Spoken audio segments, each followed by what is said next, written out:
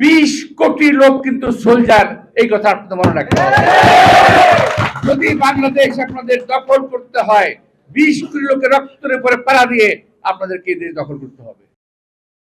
আমরা শুনতে পাচ্ছি ইতিমধ্যেই একটা রাষ্ট্র ঘোষণা হয়ে গেছে। ভিতরে ইন্ডিয়ান পত্রপত্রিকা ওদের কাগজে কলমে দেখা যাচ্ছে হিন্দু দেশ বলে দুটি দেশ তারা অলরেডি চিন্তা ভাবনা করে ফেলেছে। ইতিমধ্যেই ভারতীয় উচ্চ পর্যায়ের জায়গায় তারা বাংলাদেশকে আক্রমণ করলে কি হতে পারে, দেশের অভ্যন্তরে, দেশের বাইরে, বাংলাদেশে আন্তর্জাতিক কি হতে পারে, তারা ইতিমধ্যে এটা নিয়ে গবেষণা শুরু করেছে। আপনারা যারা সোশ্যাল মিডিয়ায় যান দেখেন, যারা তার দেখবেন এটার মধ্যে পরিষ্কার পাবেন।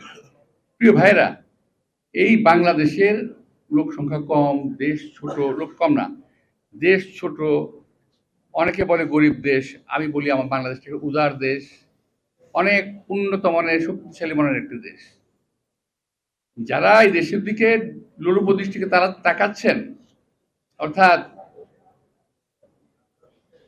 রিক্সার বউ সকলের ভাবি, বাংলাদেশ একটা গরিব দেশ, সুতরাং ছোট দেশ, সুতরাং এটাকে যেভাবে খুঁজে নেওয়া যায়। আর ওই একটা কি জানি একটা মলম বেঁচে একটা লোক আছে লাফাই গিয়ে, যাই হোক, সেই লোকটা বলে এই তো চট্টগ্রামটা নিয়ে নিলে তো আমাদের, চট্টগ্রাম যদি আমাদের হয়ে যায় তাহলে তো আমাদের কোনো সমস্যা থাকে না। বা আবার রাজত্ব পাইছে, চট্টগ্রাম যদি আমাদের হয়ে যায়। ভাই, একটা কথা মনে রাখতে হবে, আমাদের সোলজার কম, তাই না?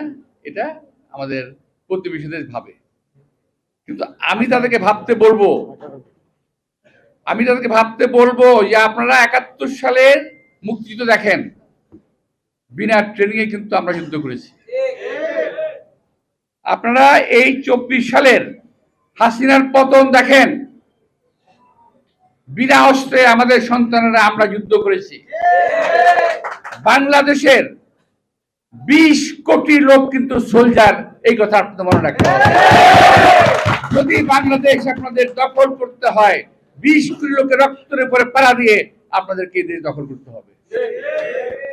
প্রিয় ভাইয়েরা, একটা কথা বলে আমি শেষ করে দেবো, সেটা হলো যে আমরা যখন ছোট ছিলাম তখন শুনেছি 47 সালে একবার একটা রায়ট হয়েছিল বাংলাদেশে, তৎকালীন ভারতে রায়ট হয়েছিল, ভারতে হয়েছিল, এখানে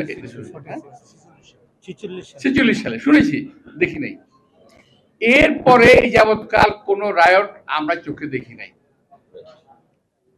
আমরা এক স্কুলে পড়াশোনা করেছি, সবাই যে এখানে যারা আছেন ম্যাক্সিমাম লোক আছেন যারা হিন্দু মুসলমান পাশাপাশি বেঞ্চে বসে লেখাপড়া করেছি।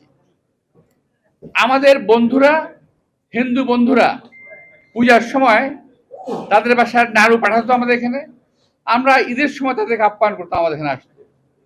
এত সুন্দর সম্মিলিত একটা দেশ, এক সৌহার্দ্যপূর্ণ একটা দেশ, সকল জাতি গোষ্ঠীতে দেশ, সেই দেশটাকে আজকে তারা একটা সাম্প্রদায়িক দেশ হিসাবে প্রমাণ করার চেষ্টা করছে বিশ্বব্যাপী।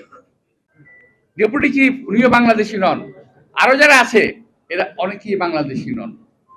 সুতরাং আমি দেখেছি বাংলাদেশ, আপনি আমি শুনি নাই, এই প্রথম শুনলাম, মানে বহুদিন পর, কিন্তু এদের একটা অসৎ উদ্দেশ্য আছে বাংলাদেশে একটা সাম্প্রতিক গন্ডগোল লাগানোর জন্য, যাতে করে আবার এর মধ্যে ইন্ধন যোগাচ্ছে কে?